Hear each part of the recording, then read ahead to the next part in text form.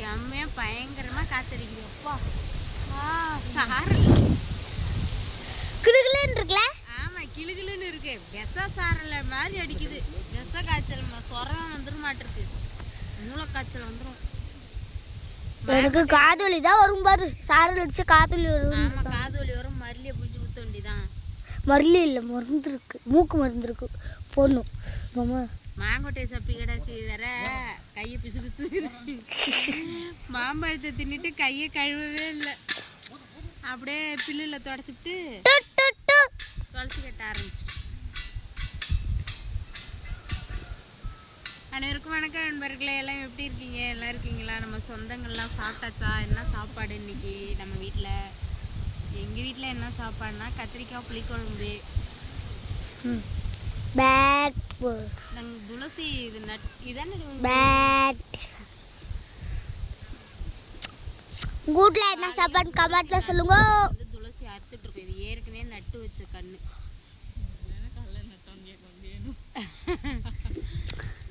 காலையில நட்டு இப்ப எப்படி அறுக்க முடியும்? கேட்கறவங்களுக்கு ஒரு மூளை இருக்காதா? அப்படிலாம் யாரும் கமெண்ட் பண்ண மாட்டாங்க.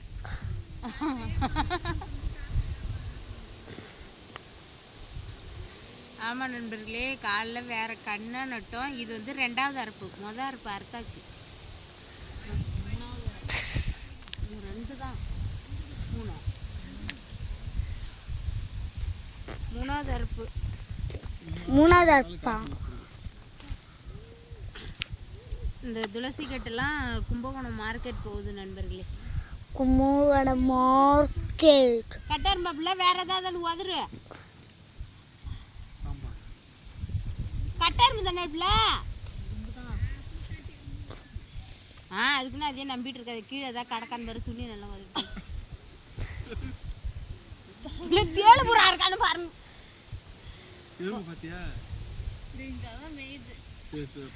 நல்லா உதறிடி கீழே அதை உழுதான்னு பார்ப்போம்.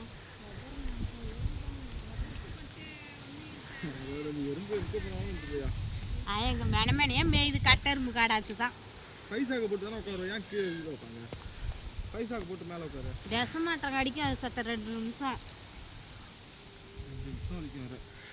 கேசம் கனவுல ஏதோ பாம்பு கழுத்துல சுத்துச்சு. அதுக்கு என்ன சித்தின்னு என்கிட்ட போன் அடிச்சு கேக்குறான் சிவன். இது வேற ஏதாவது விறுவிறுன்னு ஏறுத மேல நெறி ஏறுதா?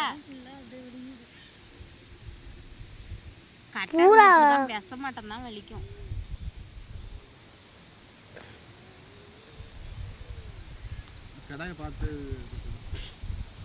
ஏமா தூக்கிட்டு நீ போமா. எறும்பு கடிச்சிருச்சுன்னா அதுக்கு தாங்காது.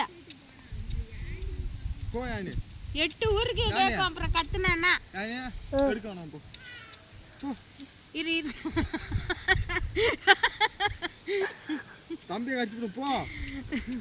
சரி. நான் வந்து துளசி கட்டி கும்பகோணம் மார்க்கெட் போகுது நண்பர்களே. கட்டிட்டு இருக்கும்போதே இங்க பெரிய இந்த என்ன கடிச்சதுன்னே தெரில. தம்பி பொண்டாட்டியக்கார கடிச்சுச்சு. அது எறும்பு தான், கட்ட எறும்பு தான். இத்தத்தை சொட்டு கட்ட எறும்பு தான் சுத்திட்டு கிடக்குது.